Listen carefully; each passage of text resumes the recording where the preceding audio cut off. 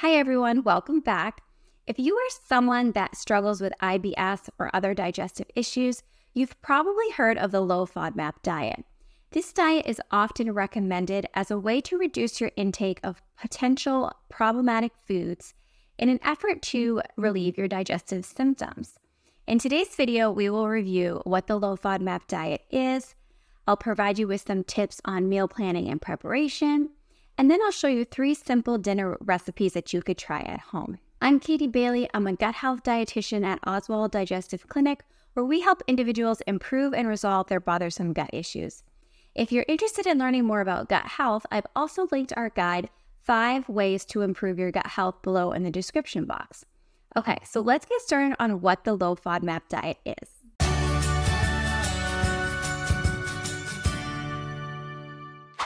FODMAP is an acronym for fermentable oligosaccharides, disaccharides, monosaccharides, and polyols. These are all types of carbohydrates that can be difficult for some people to digest. When these carbohydrates are not properly absorbed in the small intestines, they move down to the large intestines where they are fermented by our gut bacteria. And this can lead to uncomfortable symptoms like gas, bloating, abdominal pain, and diarrhea. The goal of this diet is to reduce our high FODMAP food intake and replace it with low FODMAP foods in order to provide symptom relief.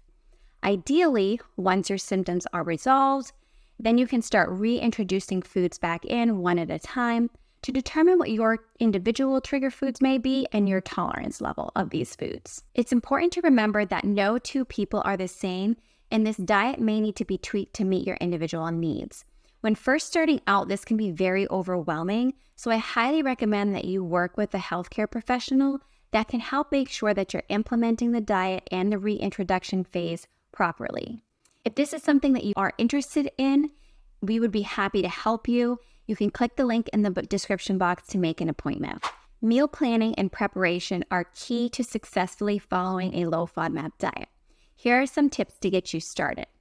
Number 1, plan your meals ahead of time. Carve out some time each week to plan your meals so that you have all the ingredients you need to make your low FODMAP recipes. Shop for low FODMAP ingredients. Learn which foods are considered low FODMAP and keep plenty of those ingredients on hand so you always have something to use for your recipes. Batch cook your meals. So you can make large batches of things like soups and stews so that you can portion them out and put them in the freezer for future meals. Keep low FODMAP snacks on hand to make for easy grab-and-go things like rice cakes, carrot sticks, or hard-boiled eggs.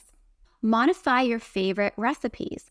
So you can choose your favorite recipes and just swap out the high FODMAP ingredients for low FODMAP ingredients.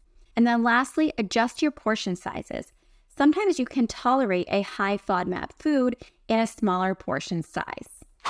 Before we get into the recipes, here are a few other ideas you can try for dinner. You can do a grilled chicken and roast up some vegetables like zucchini, bell peppers, and carrots. You can make a tuna salad with mayo, celery, and tomatoes and serve them in lettuce wraps. You can do a baked salmon and make some homemade sweet potato fries with them. And you could also do some zucchini noodles with some homemade turkey meatballs, and you serve that with a low FODMAP canned tomato sauce. While following a low FODMAP diet can be challenging at first, finding simple dinner recipes that are easy on the gut can make things a lot less stressful. So let's jump into today's recipes. Recipe number 1 is maple mustard chicken with green beans and sweet potato. For this recipe, you are going to need 1 tablespoon of maple syrup, 1 tablespoon of Dijon mustard, 1 tablespoon of soy sauce, 1.5 teaspoons of apple cider vinegar, 8 to 16 ounces of chicken breast, 1 package of green beans, 1 chopped sweet potato, and avocado oil and salt and pepper to taste. The first thing you're going to want to do is preheat your oven to 400 degrees, and in a small bowl, you're going to combine your maple syrup, your soy sauce, your Dijon mustard, and your apple cider vinegar.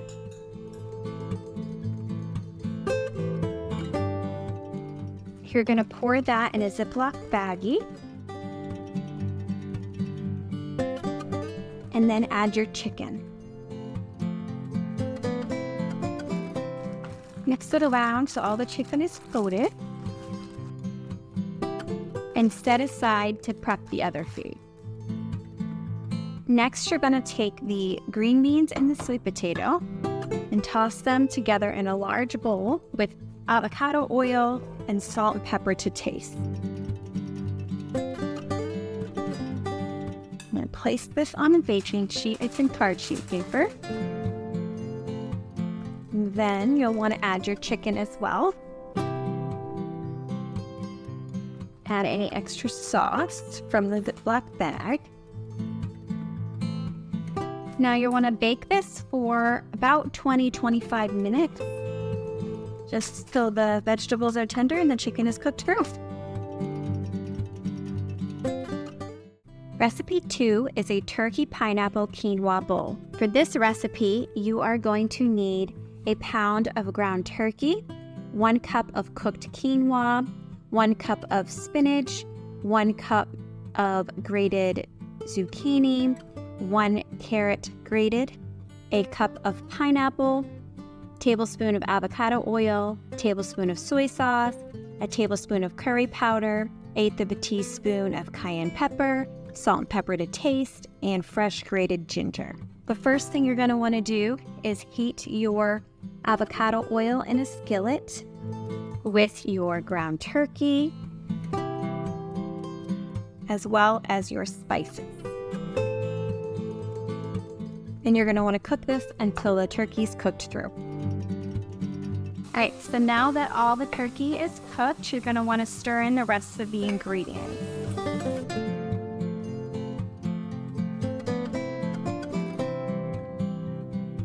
You want to let this finish cooking for about 5 more minutes.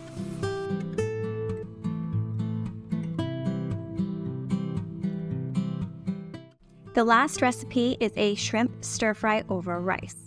For this recipe, you're going to need 1 teaspoon of avocado oil, 1 cup of cooked rice, a 1/2 pound of raw shrimp, 1 teaspoon of cornstarch, 1/2 teaspoon of ground ginger, a tablespoon of brown sugar, 1/3 cup of water mixed with 1/3 cup of soy sauce, 1 chopped zucchini, and 2 chopped carrots.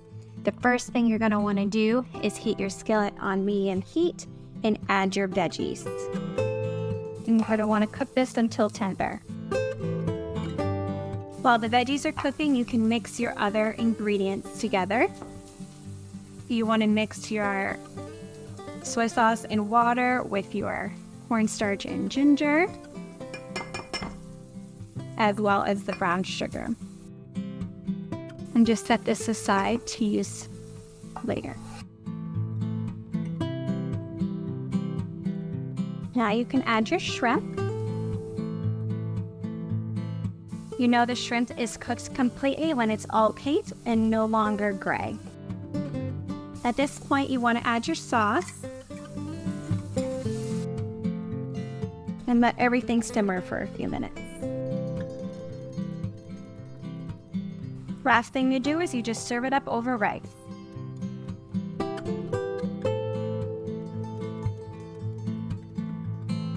So there you have it, 3 simple low FODMAP dinner recipes. Maple mustard chicken with green beans and sweet potato, turkey pineapple quinoa bowl, and shrimp stir fry over rice. Before we wrap up our topic for today, I'd like to mention that the low FODMAP diet is not intended for long-term use. It's a short-term intervention that's used to help identify food triggers and help manage digestive symptoms. It's important to remember that we are all unique, and there are other factors that could contribute to digestive discomfort, things like stress and lack of sleep and other medical conditions. Therefore, I would recommend that you work with a healthcare professional that can not only help you with a diet, but can also help you determine any other root causes for your symptoms. I encourage you to try these simple low FODMAP dinner recipes and let us know what you think. Okay, that's it for today. If you liked this video, please hit the like button and subscribe for more nutrition videos. If you're interested in working with our clinic, you can click the link below in the description box. Thanks for watching. I'll see you next time.